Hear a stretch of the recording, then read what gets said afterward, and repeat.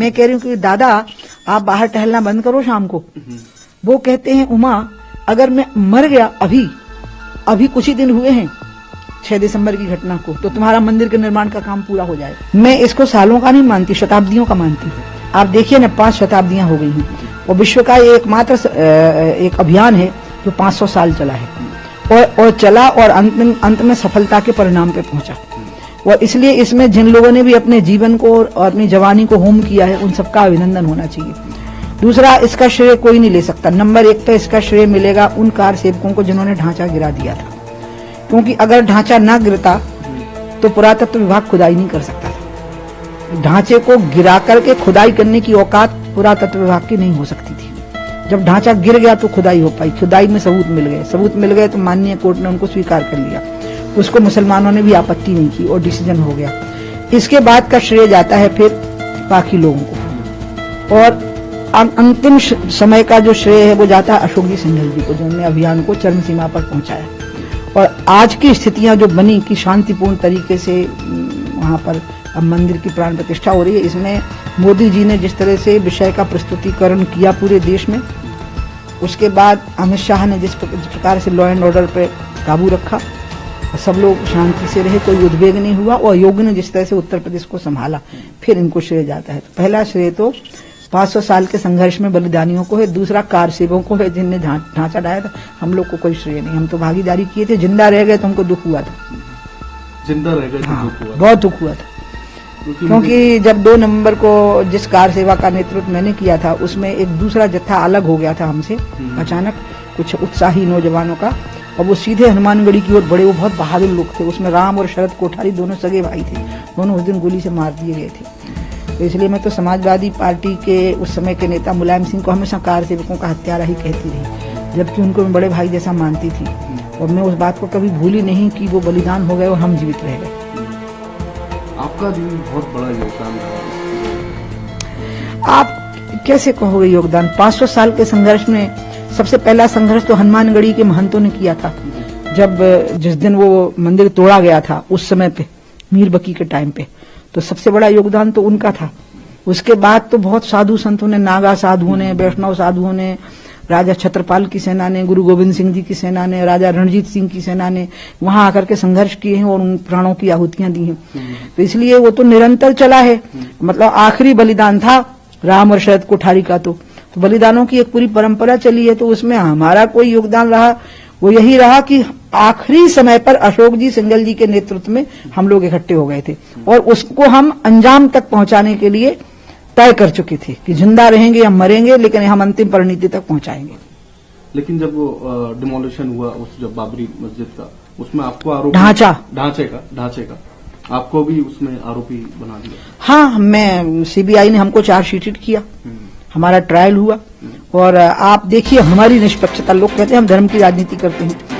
जब सीबीआई ने हमारे केस को टेक ओवर किया तो अटल जी प्रधानमंत्री थे, और जब सीबीआई ने हमको चार्जशीटेड किया तो नरेंद्र मोदी जी प्रधानमंत्री थे। इसका मतलब उन्होंने हमारे बचाव की कोई चेष्टा नहीं की। हमारी जो जांचें चल रही थी उसमें कोई बीच में विघ्न नहीं डाला। सीबीआई ने हमको चार्जशीटेड किया और उसके बाद सीबीआई ने जब कोर्ट में एविडेंसेस प्रस्तुत किए तो माननीय कोर्ट ने उन एविडेंसेस को पर्याप्त नहीं माना, तो माननीय कोर्ट ने हमको बरी किया। इससे यह समझ लीजिए कि भारतीय जनता पार्टी की सरकारें कितनी निष्पक्ष रहती हैं इन मामलों में जो हमारे ऊपर पक्षपात होने का आरोप लगता है। और इसलिए ये इस पूरी श्रृंखला में तो मैं रही हूं जिसमें कि मुझे पहले दोषी माना गया, फिर चार्जशीटेड हुई, फिर कोर्ट के ट्रायल हुए और फिर उसके बाद में हमको बेकसूर कहा गया।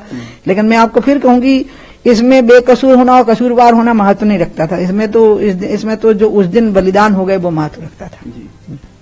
रथ यात्रा भी निकली अडवाणी जी ने रथ यात्रा निकाली। अडवाणी जी ने परवाह भी नहीं की कि हम विश्वनाथ प्रताप सिंह को सपोर्ट कर रहे हैं। विश्वनाथ प्रताप सिंह घड़ी घड़ी अपना रंग बदल रहे थे, कभी कार सेवा के लिए हाँ भर रहे थे, कभी शिलान्यास के लिए ना कर रहे थे। और अंत में लालू यादव ने मुस्लिम तुष्टीकरण की राजनीति के चलते हुए अडवाणी जी का रथ रोक लिया, जो कि केंद्र की सरकार के समर्थक थे। हम जानते थे कि अब सरकार गिर जाएगी और हम सरकार के सपोर्टर हैं, और हमको ये भी पता था मुलायम सिंह की सरकार भी गिरा लेंगे। वो सब हो गया। लेकिन हम तो किसी भी प्रकार के बलिदान के लिए तैयार थे। आज एएनआई जब मुझसे पूछ रहा है तो मैं अडवाणी जी का एक छोटा सा प्रसंग सुना सकती हूँ, अगर आप उसको अनकट रखें तो। जब हम माता टीला की जेल में 1 महीने रहे हैं, 6 लोग, अडवाणी जी थे, मुरली मनोहर जोशी जी थे, विष्णु हरी डालमिया जी थे, अशोक जी सिंघल थे, विनय कटियार जी थे और मैं थी। हम 6 लोग माता टीला जेल में 1 महीने ट्रायल फेस कर रहे थे। माता टीला एक रेस्ट हाउस था ललितपुर जिले का, उसको दर्जा दिया गया था जेल का। तो वहां पर अडवाणी जी शाम को टहलने को निकलते थे, तो मुझे जेल की अथॉरिटीज ने मुझे कहा, क्योंकि मेरी जिम्मेवारी थी एडमिनिस्ट्रेशन से बात करना, कैदियों की तरफ से। अडवाणी जी ने जिम्मेवारियां बांटी थी, तो मेरी थी एडमिनिस्ट्रेशन से बात करना। तो उन्होंने कहा अडवाणी जी को कहिए कि वो बाहर न टहला करें शाम को, क्योंकि हमने सुना है कि बहुत तरफ से लोग आए हैं उनको मार डालने के लिए। वो दूर कहीं पेड़ से किसी राइफल से अगर फायर कर देंगे, वैसे हमने सारे पेड़ों पर काबू कर लिया है, तो कुछ हादसा हो जाएगा, इनको कहिए ना टहले।